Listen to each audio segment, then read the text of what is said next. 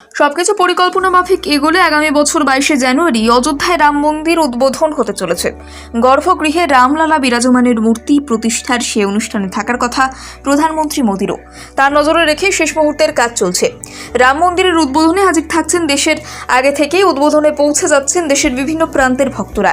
এই পরিস্থিতিতে উদ্বোধনে ভক্তদের শহরে আসতে নিষেধ করলেন রাম মন্দির ট্রাস্টের কর্তা চম্পত রায়। রাম মন্দির উদ্বোধনের দিন অযোধ্যায় যে ভিড় উপচে পড়তে পারে সেই আশঙ্কা আগেই করেছিল উত্তরপ্রদেশ প্রশাসন।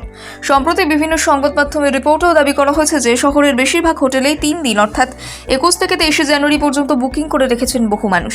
এভাবে চলতে থাকলে ভিড়ে ঠাসাঠাসি অবস্থা হতে পারে অযোধ্যায়। তা মাথায় রেখে ভক্তদের উদ্দেশ্যে চম্পত বলেন, আগামী 22শে জানুয়ারি অযোধ্যায় আসার দরকার নেই। তার বার্তা, ওই দিন অযোধ্যায় না এসে বাড়ির কাছের কোনো মন্দিরে আনন্দ মহোৎসব পালন করতে পারেন ভক্তেরা।